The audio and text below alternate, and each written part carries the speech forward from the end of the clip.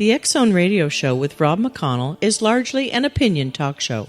All opinions, comments, or statements of fact expressed by Rob McConnell's guests are strictly their own and are not to be construed as those of the X Zone Radio Show or endorsed in any manner by Rob McConnell, Relmar McConnell Media Company, the X Zone Broadcast Network, its affiliated networks, stations, employees, or advertisers.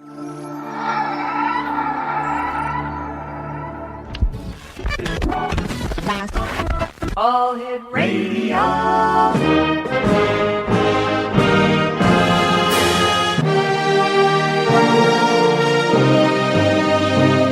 Welcome to the X Zone, a place where fact is fiction and fiction is reality. Now, here's your host, Rob McConnell. And welcome back to the X Zone, everyone. 1-800-610-7035, worldwide toll free is our phone number. Email xzone@xzoneradiotv.com, on MSN Messenger, xzoneradiotv@hotmail.com, and our website, www.xzoneradiotv.com. Don't forget, X Zone Nation, this coming February 17, 18, 19th, I'm going to be the Master of Ceremonies at the Body, Soul, and Spirit Expo being held at the International Center, 6900 Airport Road in Mississauga. That's right across from Pearson International Airport in Toronto. For information on all the different locations where the people at Body, Soul, and Spirit have their expos throughout the year, visit their website at www.bodysoulspiritexpo.com. That's www.bodysoulspiritexpo.com. My guest this hour is Joseph Laycock. We're going to be talking about vampires. Joe is the author of Vampires Today, The Truth About Modern Vampirism. And he's joining me from Virginia today. And Joe, welcome back to the X Zone. Always great talking to you. Well, thank you. It's great to be here. Joseph, where does the fascination with vampires come from? You know, there's that television series, True Blood, on TV that my wife is addicted to. And you know what? I can't figure it out. Yeah, vampires seem to come back every 10 years. Mm-hmm. First we had Anne Rice beginning in the 1970s, and then we had the Lost Boys in the 80s. And now, of course, we're going through another phase with Twilight and True Blood. So I think every generation kind of gets their own vampires. And vampires have become a sort of a symbol of alienation and being unable to fit in with society. And so I think as long as we have people that are feeling like they're sort of misfits, right, vampires are always going to be popular. Historically, are vampires real? Well, as an academic, all right, I can't go out and say that vampires are actually real creatures that rise from the dead and drink people's blood. But the idea of vampires is very important and has had a lot of consequences in our history, right? So, it used to be very very common in places in Eastern Europe and so forth that the belief in vampires was a way that they sort of explained things like disease.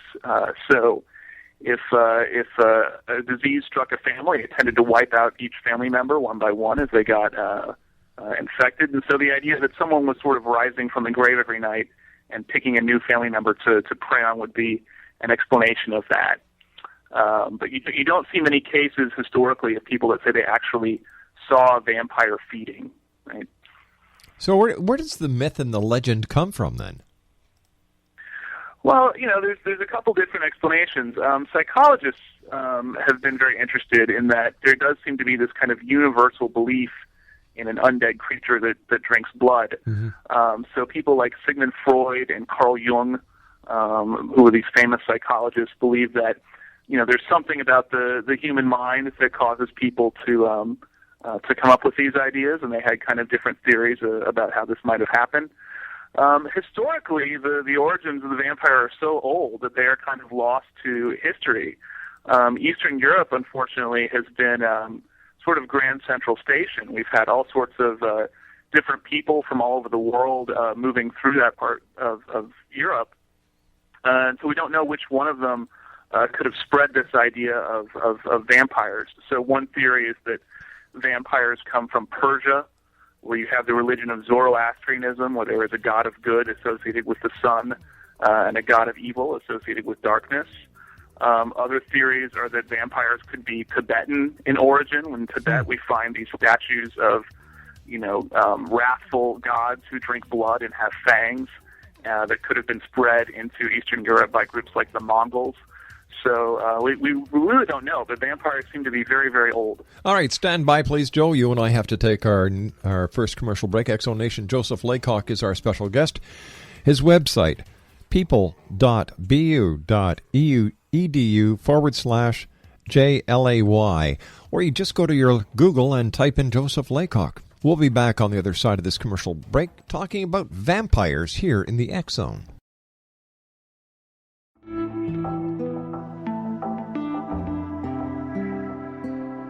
Take a step back in time and discover old Florida cuisine at Marsh Landing Restaurant in Fellsmere. Enjoy delicacies such as frog legs, gator tail, catfish, and swamp cabbage, or enjoy the more traditional cuisine like hand-cut Angus steaks, ribs, and seafood.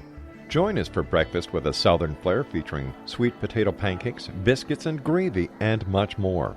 Planning a party? Marsh Landing's private dining room can accommodate groups from 8 to 80 people.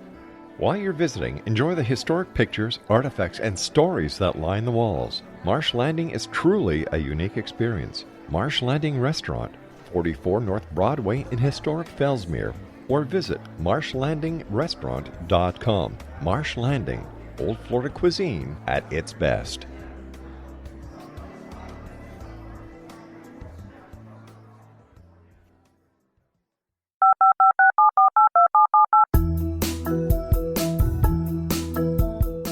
Did you know that when you're on the road with limited data or Wi-Fi, you can still listen to the X Zone radio show with Rob McConnell, The Science of Magic with Gwilda Wiyaka, X-1, Dimension X, Space Patrol, and every minute of the X Zone broadcast network by calling 213-401-0080, courtesy of Audio Now. No smartphone, app, or internet needed. It saves your data plan, and it's free if you have unlimited minutes. Call 213-401-0080 to listen on any phone, anytime, anywhere. Remember, 213-401-0080 for the best of the paranormal, parapsychology, and sci-fi radio programming anywhere, 24/7, 365.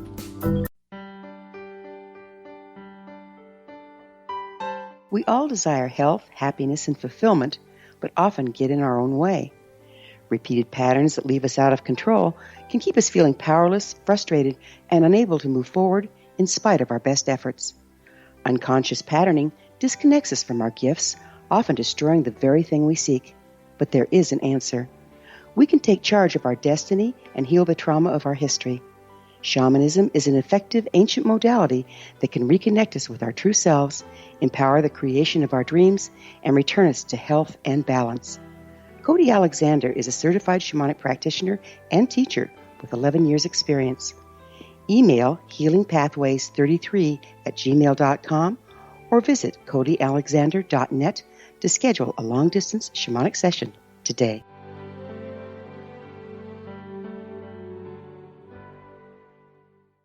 Exonation Joseph Laycock is our special guest. He's the author of Vampires Today, The Truth About Modern Vampires. And Joseph, before we went to the commercial break, I asked you where the legends came from, and you were giving us some examples. And it seems that vampires also fall into the critique or the way that people look at God and Satan. The God being the light and Satan being the dark, or God being the positive and Satan being the negative. Were these all ways that early humans could try to explain what was happening in their very limited world? Yeah, the idea of vampires does seem to be older than Christianity. So we found tombs from basically the Stone Age and the early Bronze Age, where bricks have been piled on top of the corpse, and we think that this was done just to make sure that the corpse didn't get up again, right? That it stayed dead, or it stayed where it was.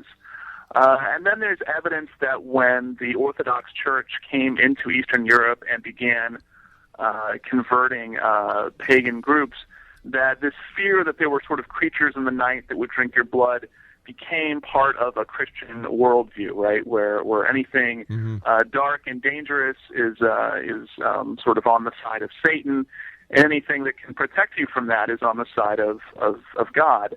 And so this sort of good versus evil mythology of the vampire continued really all the way up until the modern era, when you begin to see the first sympathetic vampires that aren't evil, they're just misunderstood.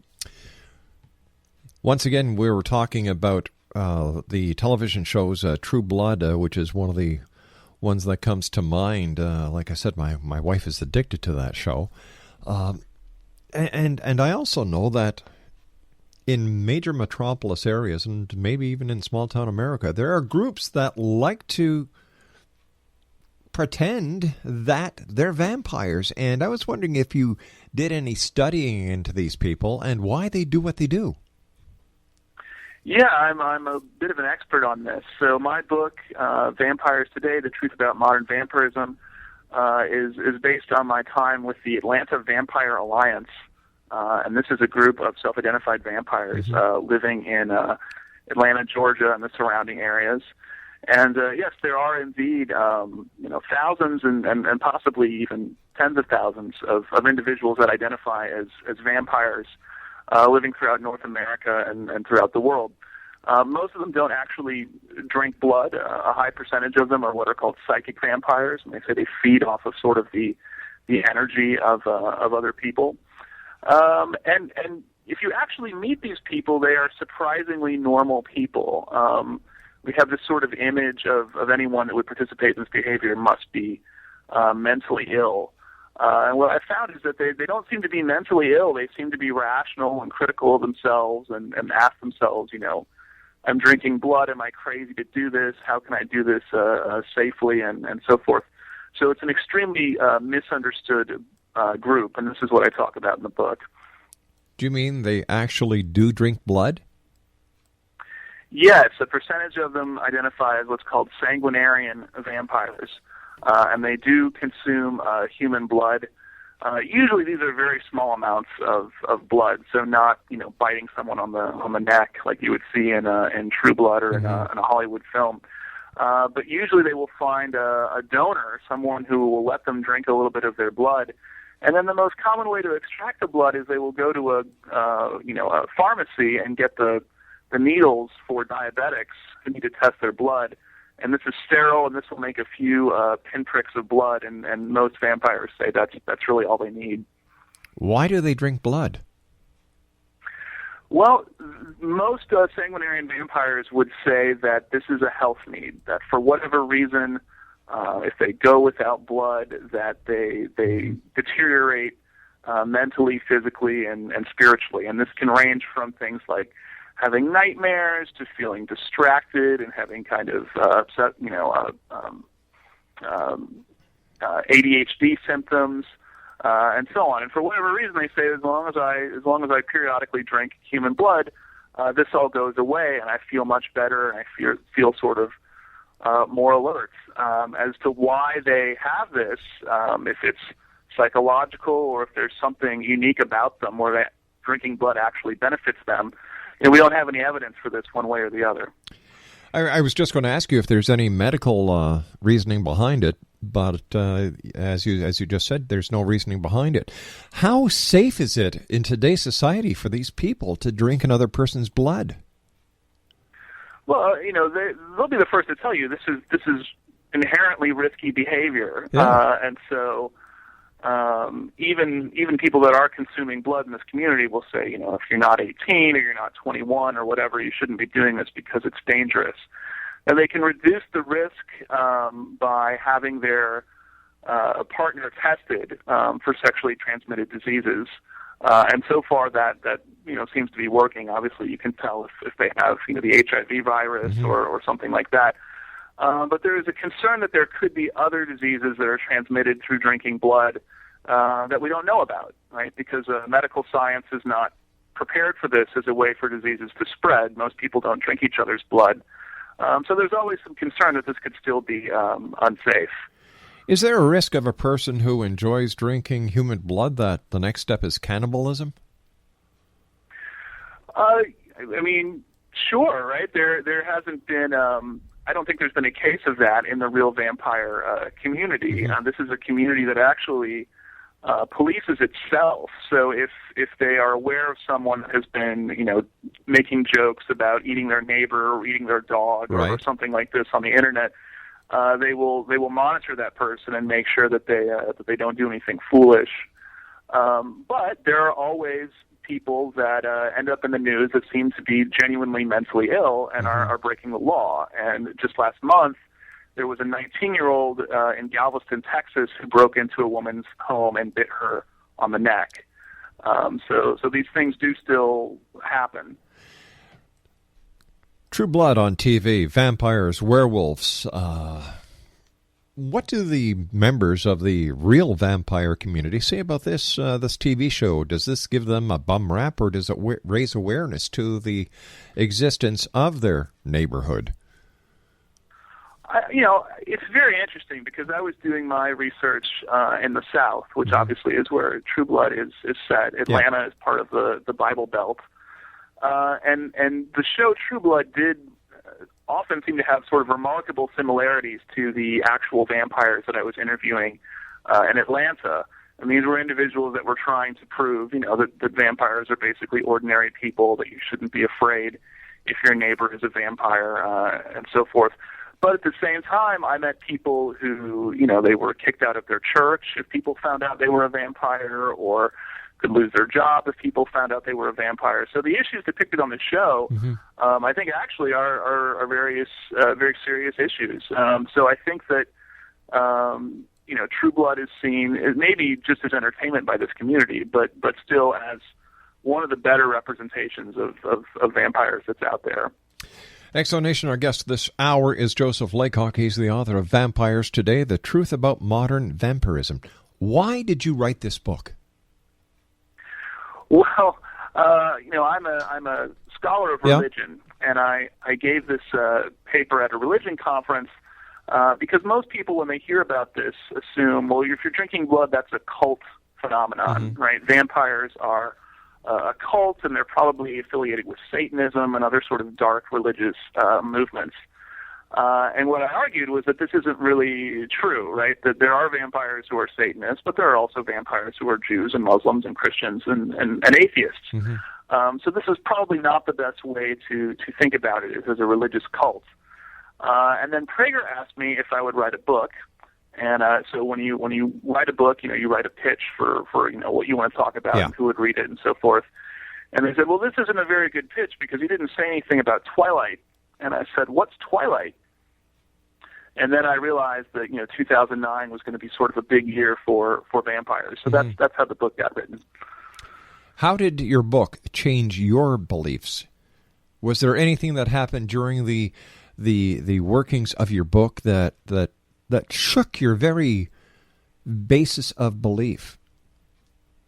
Well, there's two things about that. So first of all, this is very much about identity and how people define themselves. So the people that I was interviewing define themselves as vampires.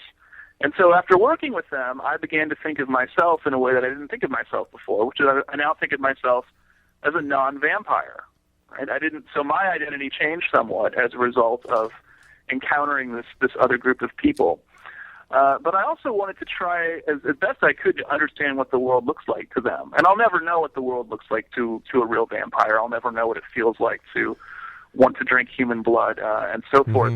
But most of this community believes that there is energy, which all living things have. And so I went to do energy workshops with them to try and see if I could, feel or touch this energy. And when I did this, I found that I actually did get sensations kind of in my palms and in my fingertips, right? And I don't know what that was, right? So it very well could have been the energy that vampires are always talking about. So I describe these experiences in the book. All right, stand by. You and I have to take our news break at the bottom of the hour. Joseph, thanks very much for being with us tonight. Exonation, our special guest this hour is Joseph Laycock. He's the author of Vampires Today, The Truth About Modern Vampirism. And if you'd like to find out more about Joseph, it's very simple.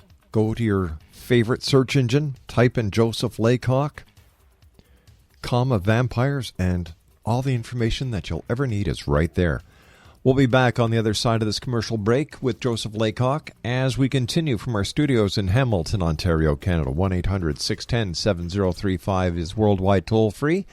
Email exxon@exxonradiotv.com, on MSN Messenger, exxonradiotv@hotmail.com, and our website, www.exxonradiotv.com. We'll be back on the other side of this news break. Don't go away. This is the X-Zone Broadcast Network, broadcasting worldwide on broadcast affiliates and satellite program providers, including CNN Broadcast Network, Sirius Satellite Network, Star Media, Good News Radio Network, Angel Broadcast Network, Wiki Broadcast Network, and WPBN TV. For more information on the X-Zone Broadcast Network, visit us at www.xzbn.net.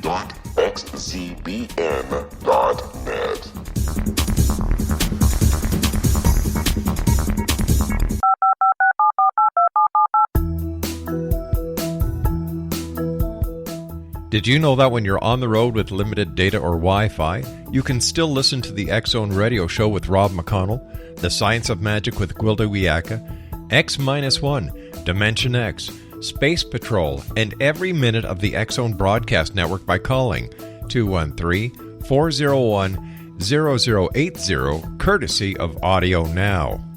No smartphone, app, or internet needed. It saves your data plan, and it's free if you have unlimited minutes. Call 213-401-0080 to listen on any phone, anytime, anywhere. Remember, 213-401-0080 for the best of the paranormal, parapsychology, and sci-fi radio programming anywhere, 24/7, 365.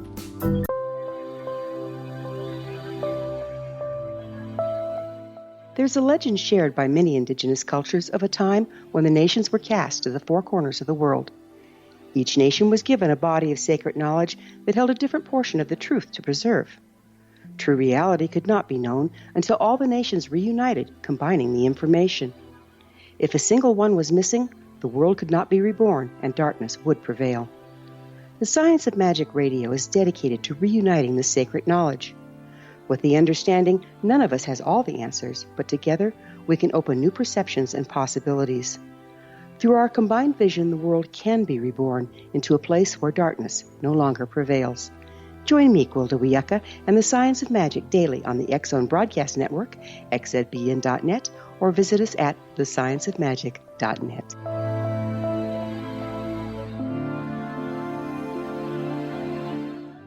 And welcome back, everyone. We're talking about vampires this hour here in the X-Zone with our special guest and author, Joseph Laycock. He's the author of Vampires Today, The Truth About Modern Vampirism. Joseph, where can our listeners get a copy of your book? The easiest way to get it is just to go on Amazon. There's probably still a few copies on there. And you can also ask your local library to purchase a copy. Prager sells primarily to libraries, so it's a little bit pricey. But if you order a copy for your library, then you can read it and others can read it as well. Excellent. How does one come to the conclusion that they're a vampire? Well, vampires call this process awakening, and there is a debate as to whether you can become a vampire or if it's something that you are kind of born with. Mm-hmm. And the majority of self-identified vampires say basically that you have to be born one. And so every vampire that I've spoke with has described kind of a series of sort of unusual experiences that they had, usually beginning in their teens. And then when they finally figure out, usually through speaking with vampires on the internet or vampires that they've met, that this is, this is a way of identifying, then a sort of light bulb goes off, and they say, "Aha! This is why all these strange things have happened to me. It's because I'm not a normal person like everybody else, because I'm a vampire." All right, so a person believes they're a vampire. So what separates the people who are vampires from being a member of a cult? What's the difference here? Well, this term cult is extremely problematic, right? Because we use this to describe a religious group, basically, that we don't like or that we think is strange, and it implies all sorts of things about them, like that they're violent or that they're psychologically unhealthy and so forth. So cult is usually not a very useful or accurate term to describe things. But cult is being a vampire is different from your religious identity. So most of the vampires that I've met say vampirism is not a religion. My religion is Baptist or Catholic or whatever. Having said that, there are a few vampire religions out there. Mm-hmm. There are organizations you can find on the internet with names like the Temple of the Vampire and so forth. But these are a very tiny percentage of the overall vampire community. Most vampires that I've met don't like the idea of being in a cult any more than you or I would. So is it safe to say that vampirism has flourished with the introduction of the internet worldwide? Absolutely, yes. The internet has made it much easier for vampires or people that want to meet vampires to find each other. And so before the internet, there were things like zines, little magazines that people make with a copier machine, or vampires would even find places to meet, like conventions for horror movies and so forth. So it used to be very difficult for vampires to meet each other, and now it's quite easy. Now, as I understand it, a vampire really isn't. Well, how do they live forever? Where does this idea that they live for thousands of years come from? And don't they have to die and then be resurrected, sort of, before they can actually be a vampire? Sure, right. So there's an important difference here, right, between the so-called real vampires, who basically admit, we are human beings, we're mortal people, but we have this sort of strange, problem, whether it's medical or what have you, right, with the need to drink blood. And we call ourselves vampires because that's the easiest way to explain it. So we're not like, Bram Stoker's Dracula, who is this 1,000-year-old, warlord from Transylvania. But some vampires do believe that they have a form of immortality through reincarnation.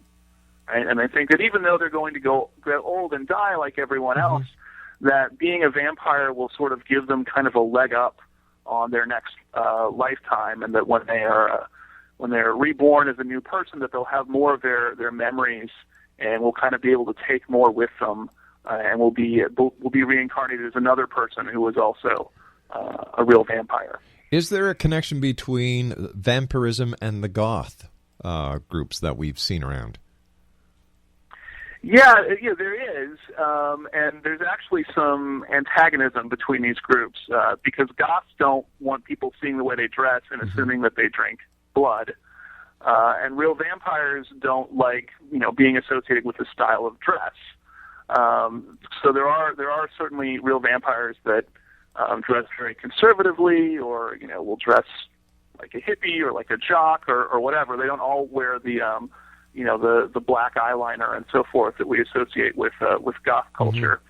But even though there's this antagonism between the two groups, the fact is there's a lot of people that belong to both groups, right? So there's a lot of people that like the goth culture and then also identify as a vampire. If we're accepting that there's vampires in today's society, to the best of your knowledge, doing the research that you did, are there also werewolves? Yes, there are. I have not met any werewolves personally. I've interviewed them through the internet and through email and things like that. Werewolves tend to identify with the name Therians. Right? Therian is a Greek word meaning the beast, and similar to vampires, they believe that they have this kind of connection to an animal. That's usually a wolf, but there are people that sort of think of themselves as, werecats and what have you. I think the strangest thing I've heard of is someone that identifies as an earwig. They think they look human, but deep down they sort of feel like an earwig. So usually these Therians will say they cannot actually physically turn into animals, but that at certain times of the day or of the month or what have you, that they feel kind of a closer connection to their sort of animal persona. The belief that a silver bullet will kill a vampire or a wooden stake through the heart will kill a vampire. Where did these legends come from? Well, that's very interesting. In the places of the world where our idea of vampires come from, which includes Romania, Greece, Russia, parts of Austria, and so forth, every village would have a different way of killing a vampire. And usually you wouldn't do it yourself. Usually you would have an expert who would come in and basically say, what's the problem in this town? Is your cow not giving milk? Have you been having bad weather? Well, it's a vampire, but don't worry, folks. I'm a genuine vampire slayer, and I know just what to do. And then Bram Stoker, when he was doing his research, kind of consolidated all of this lore into his book Dracula, and that became the standard. So, of course, in Dracula we have the wooden stake, we have garlic, we have silver, and these kind of became the basis of all modern vampire stories. So it seems that a vampire killer would be the equal to a paranormal exorcist. That's exactly right. And usually, you were not just, you couldn't just go to school to be a vampire slayer. Usually, the vampire slayer, this was something you had to be born into as well. So in parts of Russia, for instance, if you were born on a Saturday, you would be what's called a sabbatnik. And a sabbatnik had the power both to see vampires when they were invisible and also to slay them. And so shows like Buffy the Vampire Slayer are actually very accurate in portraying this as something that it's not a job you choose, the job chooses you. What was it like working with various members of the Atlanta Vampire Alliance? Well, as I said, these are surprisingly normal people.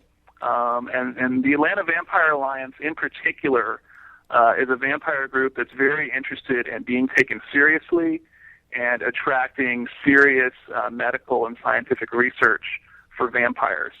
But there are all kinds of vampire groups all over the country with different interests. And so some of them are very interested into sort of esotericism and the supernatural, and they have all kinds of rituals and things that outsiders are not allowed to know about.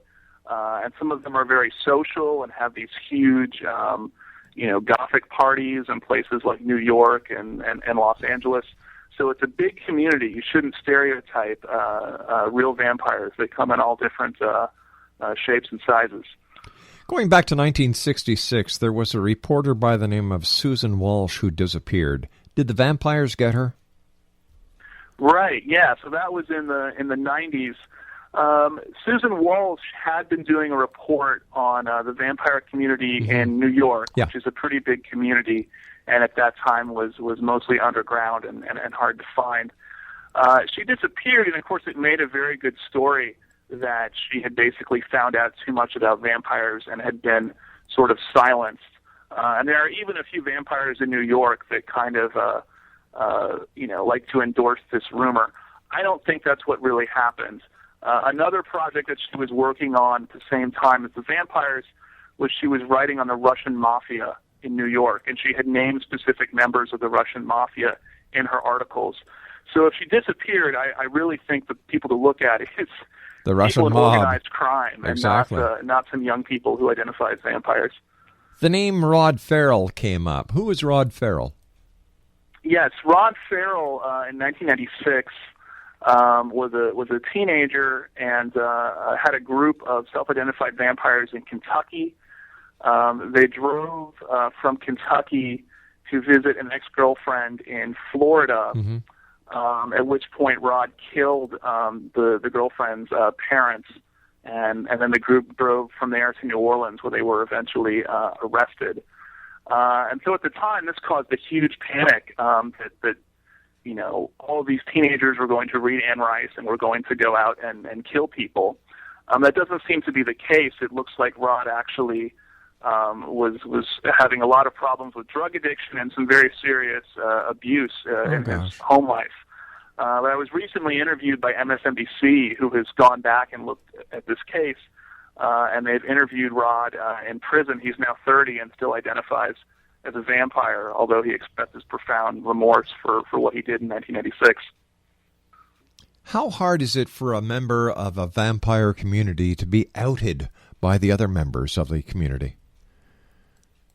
You know, I've encountered stories of this happening. Usually, it's not members of the community. Usually, what will happen is they do an interview with a newspaper or a television station or something like that, and there are enough clues in the interview that the community can figure out who the vampire is. And in most cases, this has been, at best embarrassing for the vampire who is outed, and at worst, a disaster. So particularly in the South, I've heard of people, losing their job or being demoted because they're outed as a vampire, or being kicked out of their church, or having their children withdraw from school and things like this. So it's a big deal to be outed as a vampire. Joseph, as a member of academia who has studied vampirism, why do you think it's so important for today's society to have a better understanding of vampires? Well, that's a great question. We live in a democracy. A democracy means trying to find a way to accommodate as many different types of people as we can. So we don't have to like vampires, but they're here living with us, whether we like them or not. And so we need to understand them, and we need to figure out a way that we can all live together. It's that simple. When you were doing your investigation and the research for your book, did you ever feel at any time that you were at risk, that your safety was in question? Yeah, that's a really good question as well. I personally did not, and I think there's a couple of reasons for that. One is that I'm kind of a big guy. I'm 6 feet, 200 pounds, and so people interact with me differently. But I have read accounts from female reporters who have basically done their research in, goth clubs and things like this, and have had encounters that they considered to be frightening, right, where they felt intimidated. The other factor is that I was not doing much of my research in clubs. I wasn't trying to capture some sort of, exciting story about vampires. I wanted to see what vampires are really like. And so most of the time that I was observing the Atlanta Vampire Alliance, they were doing pretty mundane activities, right? So talking about data they had collected or what their next project was going to be. And that's just not very intimidating. All right, stand by, my friend. You and I have to take our final break. Exonation, our guest this hour, a very interesting hour on vampires. Joseph Laycock is our special guest. He is the author of Vampires Today, The Truth About Modern Vampirism. And we'll be back on the other side of this commercial. Don't go away.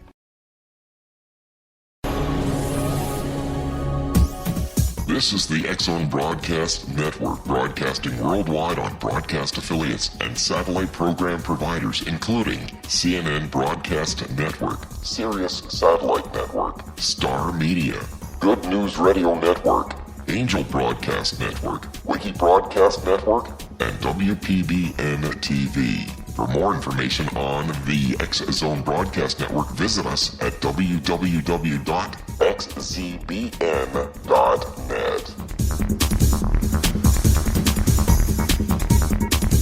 19 Sergeant Central. 19 Sergeant, check. Officers on the scene. Hi, I'm Larry Lawson, host of Paranormal Stakeout. With over 36 years in law enforcement, I have learned a few things. The most important is the proper gathering and preservation of evidence is vital to putting the bad guy behind bars. It's no different in the world of paranormal investigation. Whether it's the search for the afterlife, cryptozoology, UFOs, and extraterrestrials, how we gather the evidence, preserve that evidence, and present it to a jury of our peers will make the ultimate difference in proving the existence of worlds and entities that are beyond our imagination. Join me, Larry Lawson, every week on Paranormal Stakeout when, along with my guests, we'll take a journey to prove with indisputable evidence what man has struggled to believe for centuries. Go to xzbn.net for the broadcast schedule and check me out at paranormalstakeout.com.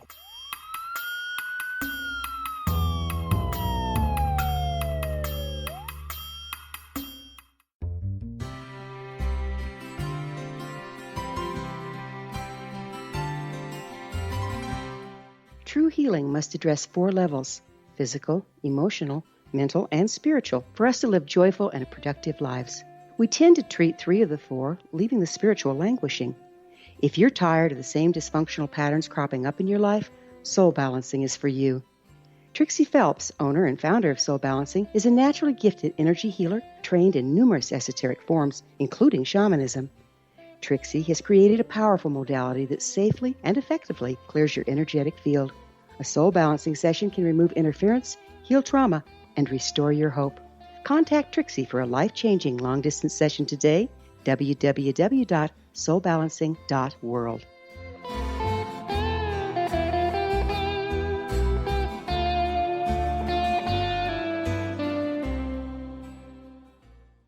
And welcome back, everyone. Joseph Laycock is our special guest to this hour. We've been talking about vampires. He's the author about Vampires Today, The Truth About Modern Vampirism. First of all, Joseph, thanks very much for joining us. It's always a great pleasure talking to you. One quick question. What's it like within a vampire community? Do they have regular meetings? Do they congregate? And when they do congregate, get together, what do they do? Well, the Atlanta Vampire Alliance did a survey of about 1,000 vampires, and so based on that data, which you can go and find online if you Google Atlanta Vampire Alliance, we know that the majority of vampires are solitary, that they interact with other vampires usually only online or maybe not even at all. And then when you do have these vampire groups, they usually identify as, they call themselves houses or sometimes orders. And some of them are purely social, and they have social gatherings, and often these are kind of gothic, or they'll go to a club, or they'll have a party or something like that. And some of them are sort of more esoteric, and will focus on these sort of supernatural and esoteric traditions, similar to maybe the Freemasons or groups like that. And then you have groups like the Atlanta Vampire Alliance that are almost more like a political group, and are interested in creating better understanding of vampires. So there's lots of different kinds of groups, and it just depends on where you go. What can society do, or how can society best learn about vampires, and does society have anything to worry about? I don't think society has anything to worry about. There have been attempts to make stricter laws about drinking human blood and things like this. I think the laws that we have now are fine, right? So you can't assault people, you can't murder people, and so forth. But I think eventually we're going to have to decide whether vampirism is a cult or a religion, as has been claimed, whether it's a mental illness, as has been claimed, or whether it's something else, right? And I argue very strongly in my book that it's something else, right? We need some other category to think about what it means to be a vampire. They're not crazy, and it's not a religion. And unfortunately, I think this decision is going to be made in court someday, right? There's going to be a lawsuit that's going to result in just answering this question. Is any member of the medical community or scientific community actually looking into this very important question? Yes, there have been a few kind of token experiments done by medical scientists, but they don't really know what to look for. So, they've taken blood samples from vampires, and they found, normal levels of red blood cells versus white blood cells, and so forth. But I think vampires would really like kind of more extensive research to be done to really see if there's anything medically different about them.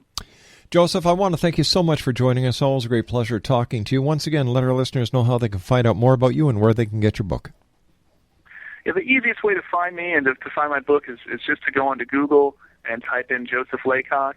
And the same thing for the book. Just Google the book. It's Vampires Today, The Truth About Modern Vampirism. It's that easy, Exonation. Joseph, take care of yourself. Thank you very much for joining us. Okay, thanks for having me, Rob. Bye-bye, sir. Joseph Laycock has been my guest. He's the author of Vampires Today, The Truth About Modern Vampirism. There you go. We'll be back on the other side of this commercial break with the news at 6.5 minutes past as we continue from our studios in Hamilton, Ontario, Canada. My name is Rob McConnell. Don't go away.